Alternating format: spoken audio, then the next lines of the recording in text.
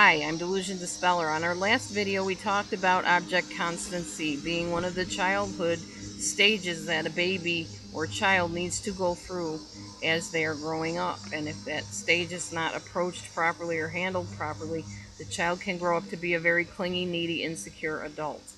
The next stage I want to talk to you about is called individuation. This is also very important.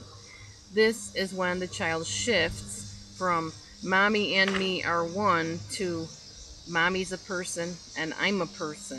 It's called individuation. This shift happens from about 1 to 3 years old in the child's life. This is when the child steps away from mom just for a few minutes and tries to venture off on his or her own. If this is not allowed, then the child never learns how to stand strong as an individual, as a separate self. See, when a baby is born, that baby learns that by experience and by instinct, possibly, I guess. Some say humans don't have instinct. So we'll say with experience that if they cry, mom will come, if it's a good mom. A mom that doesn't believe Dr. Spock's method of child raising, that you just let the child cry till they fall asleep. We'll get into that maybe at another time about the damage that that does. Anyways, the child learns that my needs are met by mom, and if I cry, I get a bottle. If I cry, I get my pants changed. If I cry, I have company. In the individuation stage, the child learns that it's safe to step away from mom a little bit and see what's out here. It's safe to be my own person as an individual, in other words. So the individuation stage is very, very important. If somebody has not individuated, what you have is a grown-up child.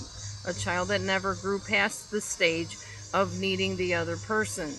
Again, you see this in boyfriends and girlfriends, husbands and wives, friendships, etc., where that other person feels like they can't be their own person. They need to find out, well, you go out to a restaurant, what food do you like? I don't know, what do you like? That's the lack of individuation, and that's like, not every time would that be a case of individuation problems, but that's just an example. It's not having your own hopes and dreams and thoughts and values and opinions and relying on the other person so much that you aren't an individual. You clone yourself to be just like that person. Whatever they like, you like. Whatever shows they want to watch, you watch. Whatever they like to do, then you like to do it too, even though you don't. So in a sense, it's kind of lying to yourself because you don't know how to be your own person. You don't know how to make your own mind up. So that's individuation, and as I said, that happens between about 1 to 3 years old, if it happens. And if it doesn't, that's a problem. Stay tuned, we'll be talking about something else along the same lines. Thanks.